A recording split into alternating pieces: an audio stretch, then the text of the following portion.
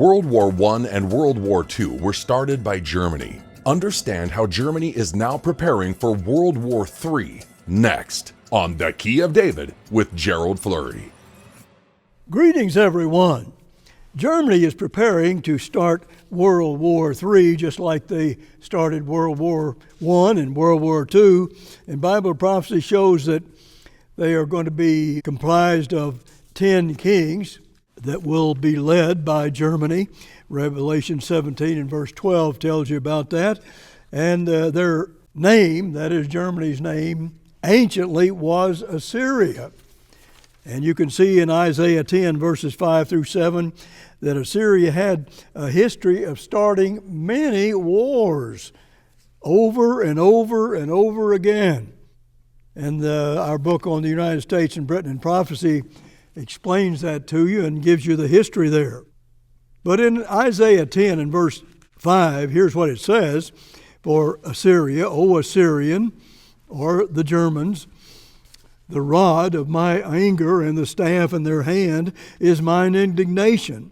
I will send him against an hypocritical nation, and against the people of my wrath will I give him a charge to take the spoil, and to take the prey, and to tread them down like the mire of the streets. Howbeit he means not so, neither does his heart think so, but it is in his heart to destroy and cut off nations, not a few, or many nations they have cut off. Our report this week said Germany is the world's largest creditor. That shows you the German industry power that it has. Germany actually overtook Japan to become the world's largest creditor nation. So that's quite an accomplishment. Germany is working on a Helsing unveiled new strike drone, HX-2, and it's really very powerful, and it can assume into swarms controlled by single human operators. It can come at you with those drones in swarms. It's just a monumental warfare that is changing warfare very quickly and very deeply. Here's what Richard Palmer wrote: Drone swarms are potentially more destructive than nuclear bombs and even harder to defend against. What is this we're talking about? Monumental warfare. What is this kind of warfare?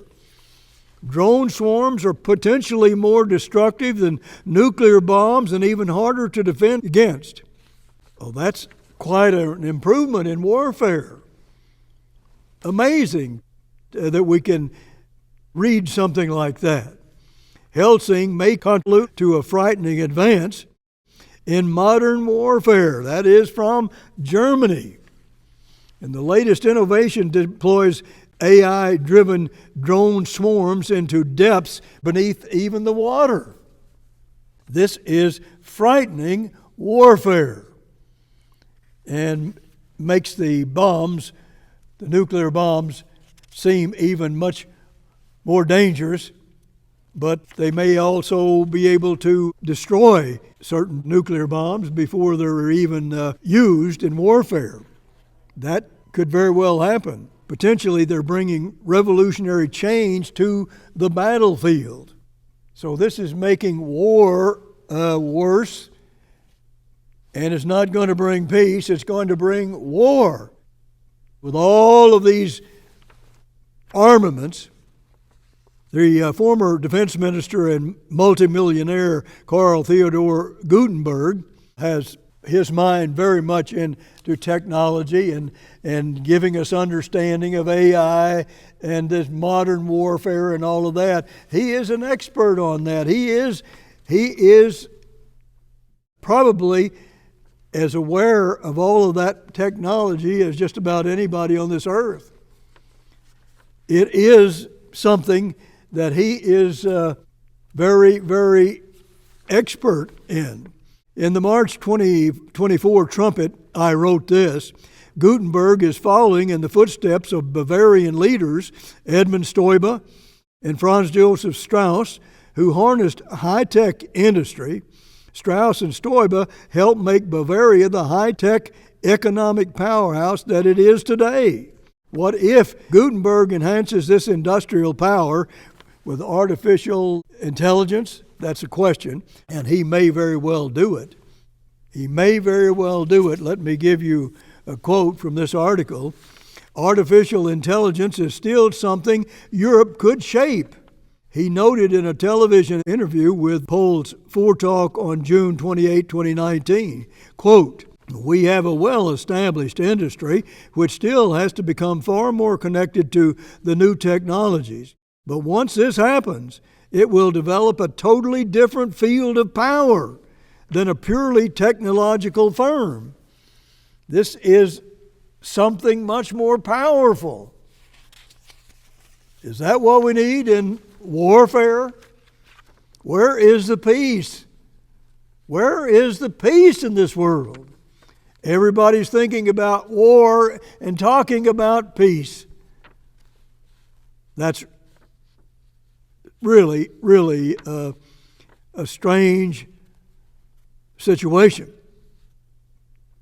What Strauss and Stoiber started, Gutenberg continues. He has played a key role in helping European startups expand internationally. And that's taken from the ex-defense minister. Gutenberg helped startups across the Atlantic. Intelligence Online, March 8, 2018. So if he were to gain power again, look at all of that understanding he would have about AI and perhaps even lead the world in that. He is into that very deeply. So there are emerging powers coming. And in Daniel 8 and verse 23, notice what it says. "And in the latter time of their kingdom, when the transgressors are come to the full, a king of fierce countenance and understanding dark sentences shall stand up."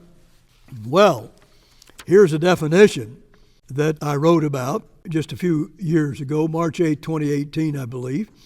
And here's what I wrote. Most Bible commentaries agree that the prophecy to Daniel 8 refers to Antiochus IV Epiphanes of the Seleucid Empire in the 2nd century BC. Yet the book of Daniel is only for the time of the end. Daniel 12 and verse 4 and 9. The ancient Antiochus did terrific damage, but he was only a prophetic forerunner of men who would fulfill this prophecy in this end time, and especially one. But here's the thing.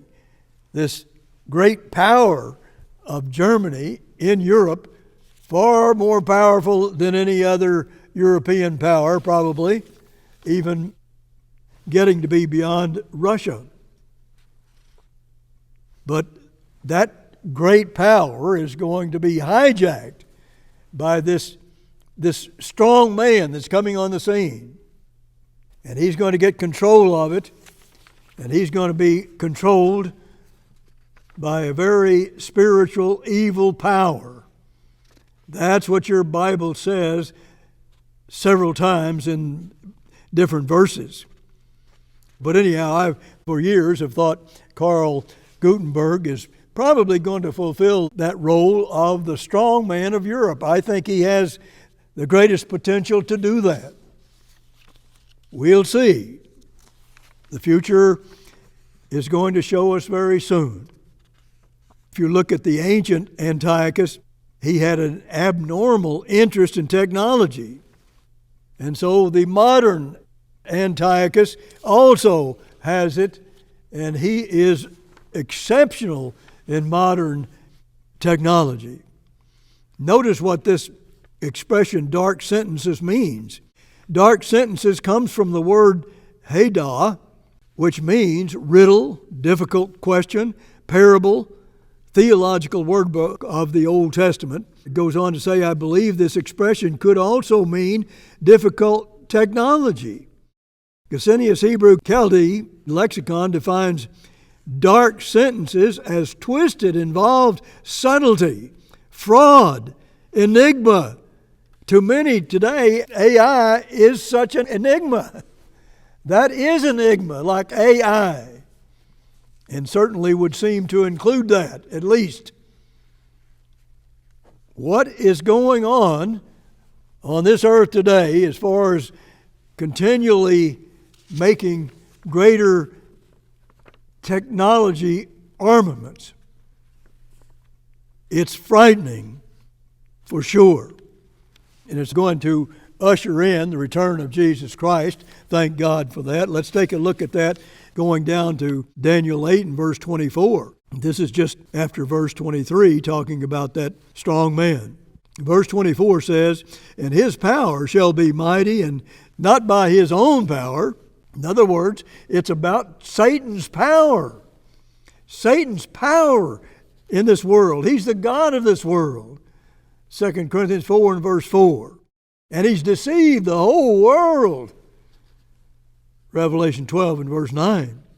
He shall destroy wonderful or mightily, and shall prosper and practice, and shall destroy the mighty and the holy people. The lukewarm people of God are going to be destroyed by him, because they've forsaken God, and they're lukewarm, and they're not close to God. And it's going to be a great penalty for them. But notice verse 25, "And through his policy also he shall cause craft to prosper in his hand, and he shall magnify himself in his heart, and by peace shall destroy many." A lot of deceit going on. That's what his mind is all about.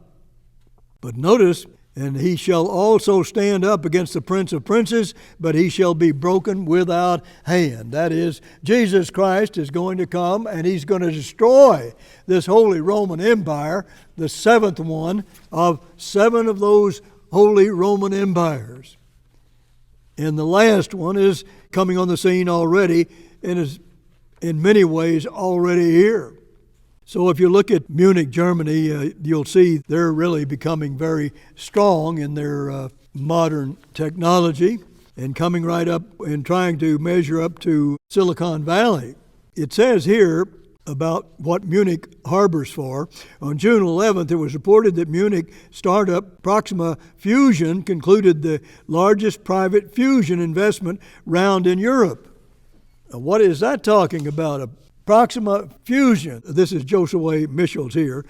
But then notice it says this fusion is this. Now think about this power. Producing energy through fusion is especially what the sun does. They're getting this from the sun, that power from the sun. In just 2 seconds, the sun releases enough energy to meet humanity's current global needs for 1,000,000 years. Wow. The prospect of replicating even a fraction of that power on earth carries world-changing potential, and that's what they're working toward. And it's really out of man's control. But he's trying to become more powerful all the time and can't control that power coming from the sun. Fusion controlled. The prospect of replicating even a fraction of that power on earth carries world-changing potential. It leads into the great tribulation and the day of the Lord. Let's notice that in Malachi 4, verses 5 and 6. Verse 5 of Malachi 4, it says this, "Behold, I will send you Elijah the prophet before the coming of the great and the dreadful day of the Lord." The great and the dreadful day of the Lord. And then it goes on to talk about how God's people are doing this. "And he shall turn the heart of the fathers to the children, and the heart of the children to their fathers, lest I come and smite the earth with a curse." God is saying he's going to bring families together, or he's going to curse the entire earth and all of these people of his. If they turn against him and forsake him, they will lose their salvation. That's how terrible this problem is. But God has a family he's building. The family of God. That ought to mean that we have physical families like that today. But we don't. Just the opposite. There's just wreckage in all of the families, and it's all upside down. Women are leading most of the families, according to Isaiah 3. Where are the men? Where God says here they ought to be bringing their children to them. The fathers must have their heart in those children, and the children and the fathers. It's a close family. It's what God is all about. It's a God-plane relationship. And we make a despicable scene of our families today. And God is full of wrath because of it. You can be sure of that. We have a youth program, what we call an SEP, Youth Education Time, going on right now in our campus here. And we have young people from around the world coming here, a nice, large, over 100 young people, over 100 of them. So God is having us do what He prophesied there in Malachi 4, verses 5 and 6. That's why His people are here on this earth. That's the cause of mankind. God is recreating Himself in man. And it all is done through family, God's family. Due to the tech and AI boom, Bavaria is ahead of the area in Germany. And Germany is really into this and may be leading it. And you need to watch Germany and watch them lead Europe and where it is taking them. Right into World War III with nukes all over the place. Can we really see what that means for us and what is our future if God doesn't save us, which He's going to do after a lot of destruction, maybe most of it, just before it's all destroyed. God is going to stop it. But we're going to suffer a lot before then if we don't wake up and listen to God today. That is critical and absolutely essential if we're going to let God take care of us and protect us and make sure that we don't have to go through that. He has a place that He sends His people during the Great Tribulation and the day of the Lord. So anyhow, that artificial intelligence is specialized. The German businesses have spending like $740 billion investments in their business because they see they must build up their military and even use some deficits to do it. But notice in May, Germany overtook Japan as the world's largest creditor nation in the world. That was in May. This means German businesses and individuals invest more in foreign companies, factories, and other projects abroad and loan more money to foreign governments and businesses than any other nation. Bible prophecy and recent history give an important reason to watch this. In rising from the German underground, they've been underground all these years after World War II. And now they're coming up out of underground and everybody can see them. And they're about to start another world war. They started number 1 and number 2 and now number 3. They're going to do it again. Watch Germany. Watch this place. Watch this country. It's frightening if you look at it in terms of what is going to happen in the near future. They're talking about peace, but it's going to be war like you've never, ever even heard of it before. Toward the end of World War II, in August 1944, representatives of massive German companies like Krupp, Messerschmitt, Volkswagen Work, and Rheinmetall met with senior Nazis at the so-called Red House meeting. A U.S. intelligence document declassified in 1996 says that these business leaders were told they must prepare themselves to finance the Nazi Party, which would be forced to go underground. That was what they were saying just before the end of World War II. They were ready to build it up again. They never stop.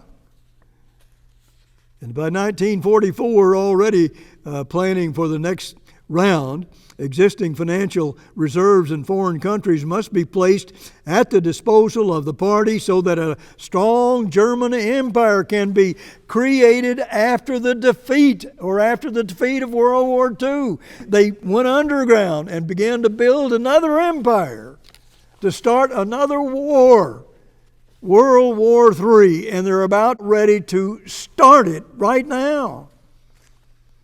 What do you think about that? That's prophesied in many prophecies in your own Bible. It's there in your Bible. In many verses in the Bible tell you about this. And well, Revelation 18 is one of those places you ought to read about it. If you look at Psalm 102, you can see about where God's people are doing a biblical archaeological work in Judah. And then in Isaiah 22, it talks about this work and what it's going to be doing in the near future. You can read that in verses 20 through 22 and 23, and it talks about a glorious throne. A new throne of David is on this earth. Where is it? Well, we have a booklet that tells you all about the new throne of David, and it is on this earth and in this church, and we can prove every word of what we wrote. It is certainly needed for this warfare. But you can go ahead in Jeremiah 1 and other places, and it tells you all about the seething pot, which is just boiling over in Germany, and the 10 kings. Until next week, this is Gerald Flurry. Goodbye, friends. All our literature is available free of charge at no cost or obligation to you. Request A Strong German Leader is Imminent and Who or What is the Prophetic Beast? Order now. The preceding program was a paid presentation of The Key of David, brought to you by the Philadelphia Church of God.